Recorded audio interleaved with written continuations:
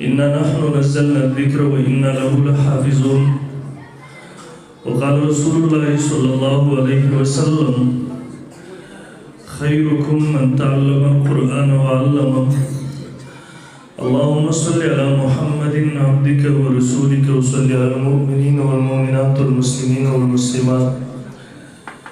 انتهائی واجب الاحترام حضرات علماء کرام او د مسلک اهل سنت والجماعت سره تعلق لرونکو د دې علاقې او غیرتمندو په دین مسلمانانو زموږ ستاسو د نن جلسه او پروګرام چې د قرآن مجید د ختم پروګرام دی. محترمان مخکې علماو تاسو ته تفصیلا قیمتي بیانونه کړي دي. ما نه وروسته هم انشاءالله العزیز علما تاسو ته قیمتي بیانونه کوي. زه د وخت په مناسبت سره څو معروضات ګزارشات مختصرو الفاظو کې ستاسو وړاندې عرض کوم. محترمو دې وخت کې تاسو ټوله دنیا کې وګورئ نن عالم کفر په یو پیج باندې دی. عالم کفر د وسایلو استعمال کوي، د طاقت استعمال کوي، د میډیا استعمال کوي. محترمو د هغوی د هر څه مقصد زما استاد د نوجوان نسل د ذهن نه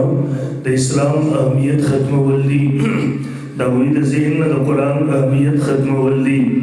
مسجد او مدرسې سره د هغوی تعلق کټ کول دي، علماء حق باندې هغوی بد اعتماده کول او بدزنه کول دي. دویم طرف ته که تاسو وګورئ د هغوی مقابله زموږ حکومتونه نه کوي، د هغوی مقابله زموږ حکمرانان نه کوي، د هغوی مقابله همدغه اهل حق علما همدغه مدرسو جوماتونو والا کوي چې یقینا د هغوی سره وسایل اسباب نشته دی، د هغوی سره د دنیا ظاهري طاقت او قوت نشته دی، د هغوی سره میډیا نشته دی. لیکن نن که تاسو وګورئ الحمدلله دلته اسلام هم موجود دی، دلته قرآن هم موجود دی، دلته په اسلام او قرآن باندې خپل ځانونه قربانوونکي خپل سرونه شیندونکي ځوانان هم موجود دي چې دا د دې خبرې دلیل دی چې د تهذیبونو دغه جنګ دغه اهل حق علماو ګټلی دی او کفر بیللی دی او شکست به د قیمت د سبا پورې د کفر وي انشاءالله العزیز.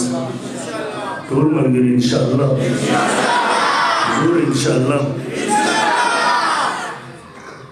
محترمو دا درسګاهونو مدرسې دا د اسلام د حفاظت مرکزونه دي، دا د قرآن د حفاظت قلاګانې دي. دغه درسګاهونه د اسلام د ټولو شعبو لپاره د مور حیثیت لري، دا د مور مثال لري.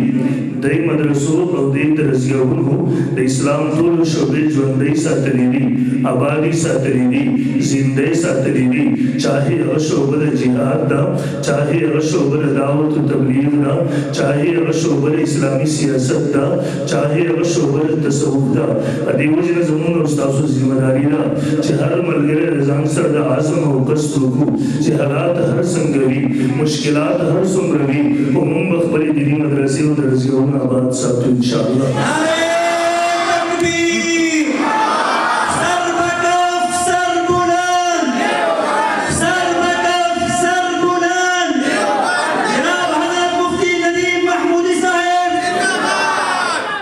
محترمو دا 1400 کاله تاریخ لري،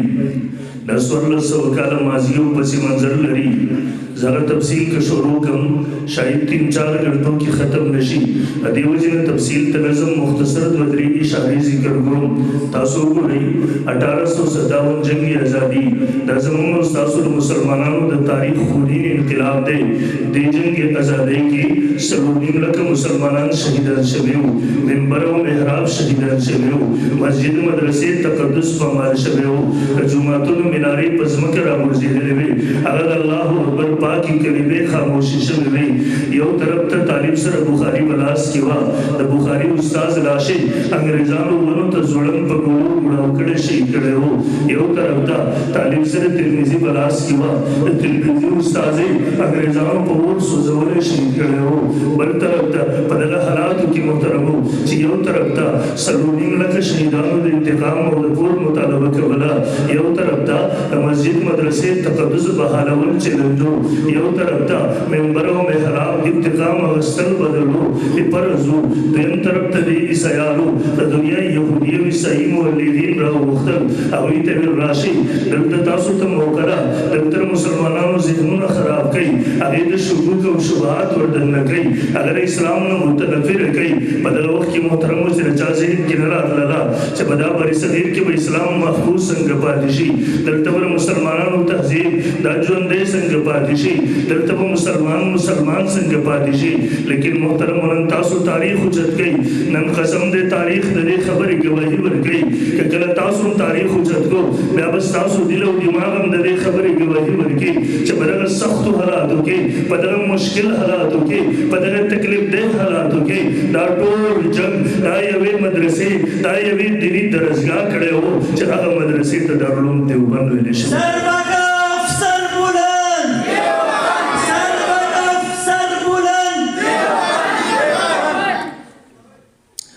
هغه یو درسګاه وه د یو انار د ونې د لاندې نه شروع شوې وه یو استاذ ناسو مولا محمود نامې وه یو شاګرد ناسو محمود نامې وه هغه وخت کې د چا ذهن کې نه راتلله لیکن نن ټوله دنیا تسلیم کړله چې هغه یوې درسګاه د دین ټوله شعبې نن ژوندۍ ساتلې دي هغه یوې درسګاه دې امت ته مفسرین ورکړي محدثین یې ورکړي فقها یې ورکړي غازیان یې ورکړي شهیدان مجاهدین یې ورکړي دي دې امت ته هغوی هر طبقې ژوندۍ ساتلې ده نن ما او تا په دغه بري صغیر کې نن ما او تا که په دغه بري صغیر کې پاک عقیده لرو د الحاد او شرکیاتو نه پاک عقیده لرو د بدعاتو نه پاک اعمال کوو په صحیح نهج لګیا یو بیا موږ او تاسو دغه بري صغیر مسلمانان دغه یوې درسګاه احسانمند یو محترم او د حقیقت دی محترمو نن که زموږ او ستاسو تهذیب ژوندی دی دا د دې مدرسو درسګاهونو د دې علماو برکت دی که په معاشره کې چې دا درسګاهونه ختم شي دغه اهل حق علما ختم شي بیا د دغه دور مسلمانانو خپل تهذیب او تاریخ قلم ژوندی نه دی ساتلی لاړ شئ تماشه وکړئ دا د بغداد حالات زموږ او ستاسو مخې ته دي دا د مسلمانانو علمي مرکز و د ټولې دنیا مسلمانانو په بغداد فخر کوو لیکن دا بغداد د یو تریخ انقلاب سره مخامخ شو هغه انقلاب ورنه دیني مدرسې درسګاهونه واغستل اهل حق علما یې ختم کړل نن تاسو هغه بغداد ته ورشئ هغه خلک مسلمانان دي خو د اسلام سره ناشنا او بلد دي شیخ الاسلام حضرت مولانا مفتی محمد تقی عثماني صاحب دامت برکاتو خپل سفرنامه کې لیکلي دي وایي زه بغداد ته لاړم د هغه ځای د مسلمانانو حالت مې وکتل د هغوی رسم و رواج طور طریقې مې وکتې د هغوی مدرسو ته ورغلم شیخ الاسلام لیکلي دي هغه خلکو د اسلام هېڅ قسم اثار په نظر نه راتله دا پته نه لګېده د خلک مسلمانان دي که نه دي ویل یو چا نه مې تپوس وکړو هغه پخواني درس کې چېرته مدرسه نشته دی چې هغه پخواني اثار پکې وي ګیرې وي پګړۍ وي اوږدې اوږدې جامې اغوستې وي ځکه هلته چې تاسو ورشئ د هغوی شیخ الحدیث امیر افرید خرولي انګریزي اختانه جوړ کړي پین شټ اغوستي ټای لګولي پته نه لګي دا سړی مسلمان هم دی که نه دی د دې وجې مسلمانانو په دا سنتو باندې کلک اوسېږي ګورئ نن مو تاسو دا ګیرې او پګړۍ لرې کوي دا زموږ د اسلافو نه چې کوم لباس مونږ ته پاتې دی دا به لرې کوي کم از کم زړه کې به مې احساس وي چې یو ګناه کې اخته یم لیکن را روان نسل به هم بیا دې ته ګناه هم نه وایي دا احساس هم د هغوی سره د وي را روان نسل به هم د دې سره نابلده پاتې شي ځان د را روان نسل قرضدار یې مه ګرځوئ هغوی ته په خپل عمل سره د سنت ور منتقل کوي ور وښایئ د بچو ته سیرت د رسول الله صلی الله علیه وسلم ور وښایئ د صحابه کرامو ور وښایئ د خپلو اسلافو ور وښایئ د امام ابو حنیفه ور وښایئ د ائمه دین ور وښایئ د بچو ته فلمي اکټران مه ورښایئ ډرامو والا مه ورښایئ نور مه ورښایئ دې ته اسلامي تاریخ ور وښایئ عقیده ختم نبوت جماعت اهل السنة والجماعت جماعت اهل السنة والجماعت برحال شیخ الاسلام لیکلی دی ویل هغه سړي ما ته یو ځای راوښودل ته یو مدرسه شته دی لاړ شه پخواني اثار پکې دي ویل زه چې راغلم ویل دلته واقعي څه نه اثار وو ول هغه مشر یې ګیره و دلته د چا ګیرې نه وي سپین ګیره و ول ما ورسره ملاقات وشو ول کله چې واپس راتلم هغه سپین ګیره د عالم ډېر زیات وچړل دا ګیرې په اوښکو باندې لمده شوله به ما ته وی د پاکستان مسلمانانو ته زما پیغام ووایا او د پاکستان مسلمانانو الله د علم او مدرسو دغه نعمت مونږ بغداد والا ته راکړی وو مونږ بغداد والا ناقدري وکړله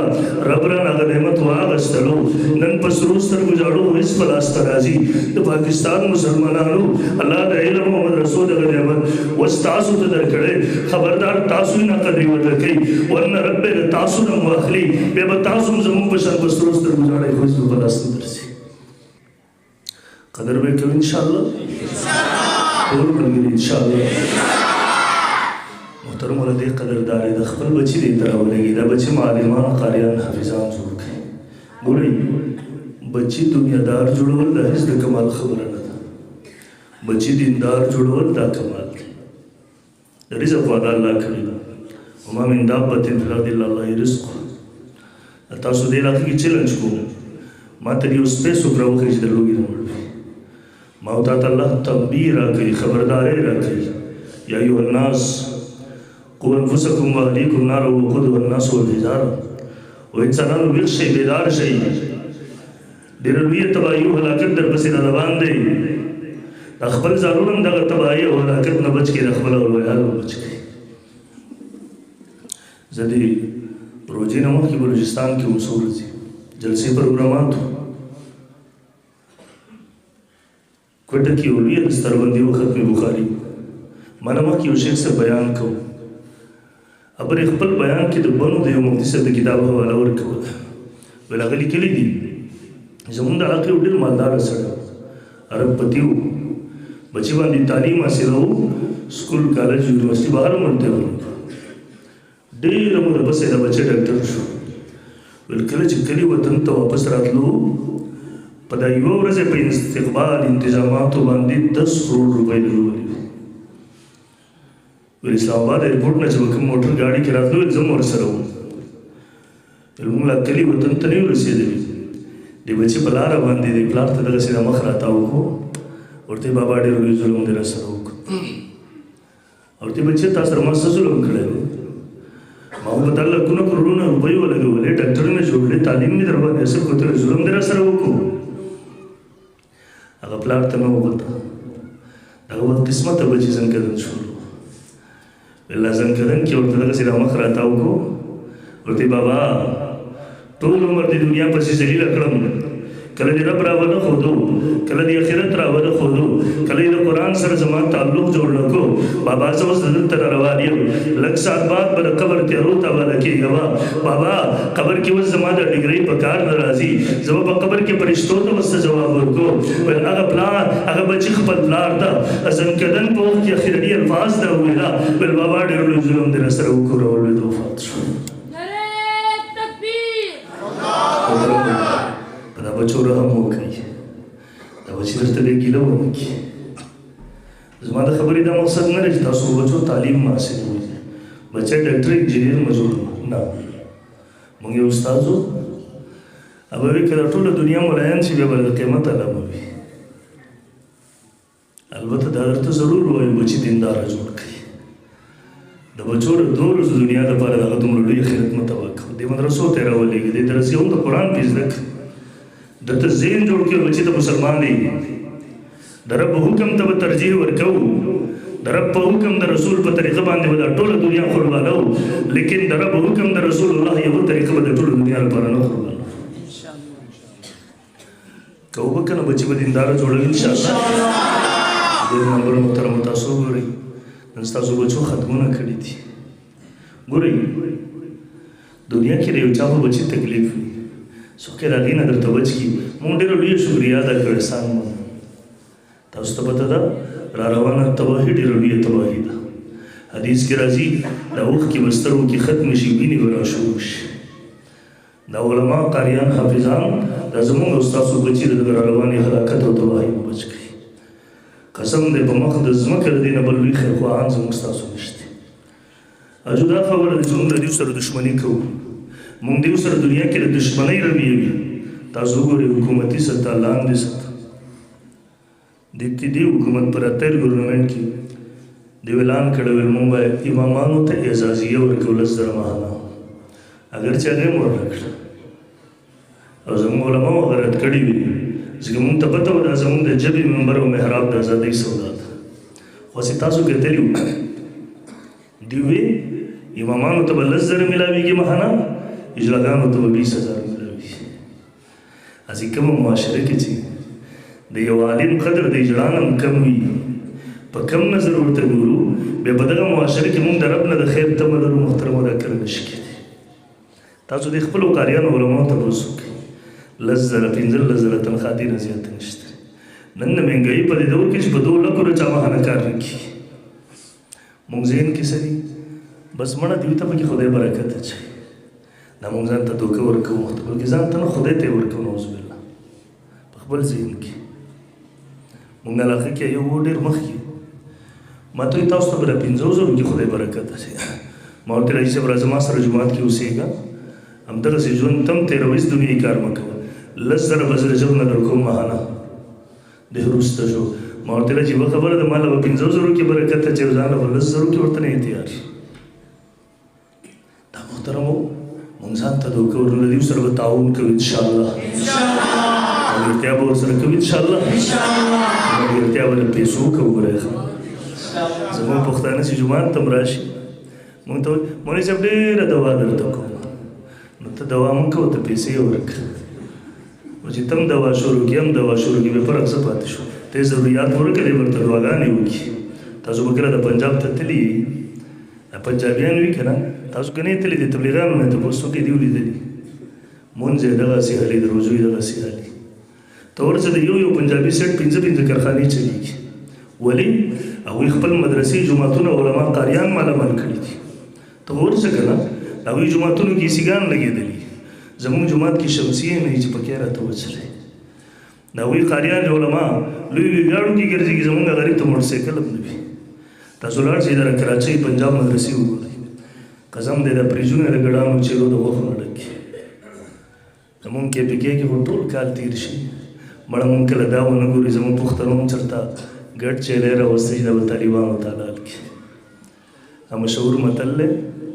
وایي پښتانه 100 رکعته نفل کوي خو 5 روپۍ د الله لاره کې نه خیراتي کوي خپل مالونو کلاو کوي به دا خلکو قسم دی الله به درته پکې برکتونه واچوي دا د رب وعده دی ان تنصروا الله ینصرکم که تاسو د رب د دین مدد وکړو الله به تاسو مدد ټرای وکړئ بیا وګورئ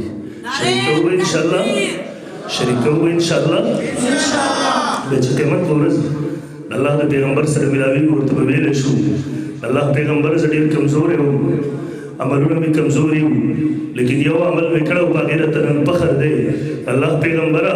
کله چې دنیا کفر راجمع شوی و دا مدرسې جوماتونه یې کمزوري کول د اهل حق علماو قاریانو استحسان یې کوو الله پیغمبره هغه وخت کې ما د خپل بچي روغۍ راغستې وه ما له دیو سره ډیبه کړې وه دیو مې پکې شریک کړی و الله پیغمبره کله چې اور بل شوی و د وخت د ابراهیم د سوځولو کوشش کېدو هغه وخت کې زه د وخت د نمرود د ملګرو وسبلو کېدو ولاړ زه د وخت د ابراهیم د ملګرو وسبلو کې ولاړو زه د وخت د فرعون د ملګرو وسبلو کې ولاړ زه د وخت د موسی د ملګرو وسبلو کې ولاړو الله پیغمبره زه د دغه ظالمانو د دغه طاغوتیانو د مدرسې جومات د ګیرې پګړۍ او شملې د دشمنانو سبلو کې ولاړ ستا د دغه وارثانو چې د زمانې د ظلم او جبر سره مخامخ وو مشکلات یې بدلې وو تکالیف یې قبول کړی وو په دا ټاټ او چټایي ژوند او زندګي تېروله د الله پیغمبره د ستا د دغه وارثانو سره په یو صف کې ولاړو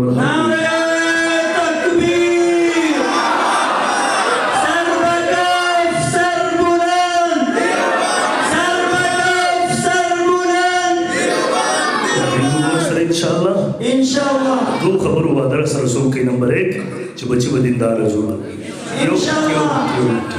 یو دویم نمبر د دې علماو قاریانو سره به تعاون کوو دوی په خپلو زکات په خپلو تنخواګانو کې کاروبارونو کې زمیندارو کې به د دوی حصه کوو مستقیم دې دوه خبرو وعده چې را سره څوک کوي دواړه لاسونه اوچت کړي دا پورې اوچت کړي دا وعده ده انشاءالله لاس مخکې د دوی لاس اوچت کړي دا وعده ده انشاءالله ನನ್ನ आवाज बुजुर्ग की वादत है इंशाल्लाह